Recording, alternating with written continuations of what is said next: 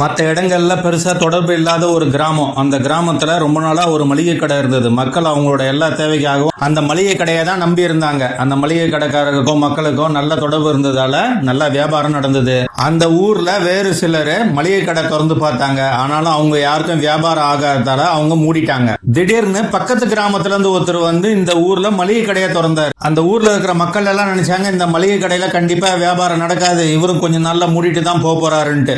அதே மாதிரி அந்த மளிகை கடையில பெருசா வியாபாரம் இல்ல.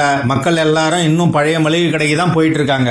திடீர்னு ஒரு நாள் புது மளிகை கடையோட வாசல்ல ஒரு போர்டு இருந்தது. அந்த போர்டுல நெய் வெறும் 500 ரூபாய் கிலோ அப்படின்னு போட்டு இருந்தது. இத பார்த்த மக்கள் எல்லாரும் நெய் 900 ரூபாய் விக்குது கிலோ, இவர் என்னடானா 500 ரூபாய்க்கு கொடுக்கறாருன்னு அந்த கடைக்கு போக ஆரம்பிச்சாங்க. இத பார்த்துக்கிட்டே இருந்த பழைய மளிகை கடைக்காரரு நாமளும் விலையை குறைப்போன்ட்டு நெய் கிலோ 400 ரூபான்னு போட்டாரு. உடனே மக்கள் எல்லாரும் பழைய மளிகை கடைக்கு போக ஆரம்பிச்சாங்க. புது மளிகை கடைக்காரரு நெய் கிலோ 300 ரூபான்னு போட்டாரு. மறுபடியும் மக்கள் எல்லாம் புது மளிகை கடைக்கு போக ஆரம்பிச்சாங்க. இப்போ பழைய மளிகை கடைக்காரர் நினைச்சாரு, கிலோ 400 ரூபாய்க்கு வித்தாலே எனக்கு 500 ரூபாய்க்கு லாஸ் வருது, இதை விட எப்படி குறைக்கிறது, இருந்தாலும் மக்களை நம்ம கவரணும்ட்டு நெய் கிலோ 200 ரூபான்னு போட்டு விற்க ஆரம்பிச்சாரு. மக்கள் எல்லாம் இவர் கடையில குவிய ஆரம்பிச்சாங்க.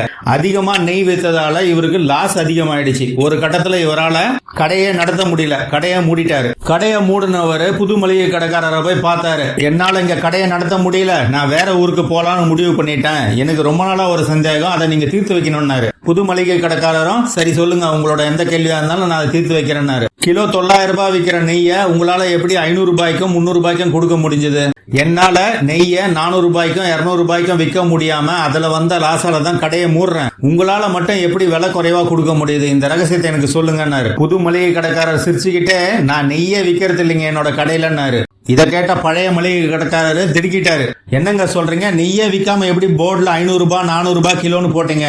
புது மளிகை கடைக்காரர் சிரிச்சுக்கிட்டே, நான் சும்மா போட்டு வச்சுங்க, மக்கள் அப்பதான் என்னோட கடைக்கு வருவாங்க, மக்கள் பொதுவா நெய்யே இங்க விலை ரொம்ப குறைவா இருக்குது, மத்த பொருட்களும் இங்க விலை குறைவா தான் இருக்குன்ற அந்த எண்ணத்தோட தான் என்னோட கடைக்கு வருவாங்க. கடைக்கு வந்து நெய் இருக்கான்னு கேட்பாங்க, நான் நெய் இல்லைன்னு சொல்லுவேன். ஏன்னு கேட்பாங்க, நெய் இப்பதான் தீர்ந்து போச்சுன்னு சொல்லுவேன். என்னோட கடையில மற்ற எல்லா பொருட்களும் தரமாவும் விலை குறைவாகவும் இருக்கிறதால அவங்க அவங்களுக்கு தேவையான மற்ற பொருட்களை வாங்கிக்கிட்டு கடையை விட்டு போயிடுவாங்க, அவங்க திருப்பி இதே கடைக்கு வருவாங்கன்னாரு. பழைய மளிகை கடைக்காரரு, அது எப்படிங்க தினமும் மக்கள் வந்து நெய் கேட்பாங்களா, நெய் இல்லைன்னா அவங்க அமைதியா இருப்பாங்களான்னாரு. புது ஆளு சொன்னாரு, மக்கள் எல்லாரும் நெய் இவ்வளவு விலை குறைவா விற்கிறதால அது சீக்கிரமா காலி ஆயிடுச்சுன்னு நினைப்பாங்க, நம்ம வேற பொருட்களை வாங்கிக்கிட்டு போலான்னு டெய்லி வந்து வேற பொருட்களை வாங்கிட்டு போவாங்க, அப்படித்தான் என்னோட கடையில நான் வியாபாரம் பண்ணிட்டு இருக்கேன்னாரு. பழைய கடைக்காரர் நினைச்சாரு, இவ்வளவு சாமர்த்தியமா வியாபாரம் பண்றவங்க கிட்ட நாம போட்டி போட முடியாது, நாம வேற ஊருக்கு போயிடலான்னு போயிட்டாரு. எப்பவுமே நாம பிசினஸ்ல மாத்தி யோசிச்சாதான் வெற்றி உண்டு. இந்த கதை உங்களுக்கு பிடிச்சிருந்தா வீடியோக்கு லைக் பண்ணுங்க.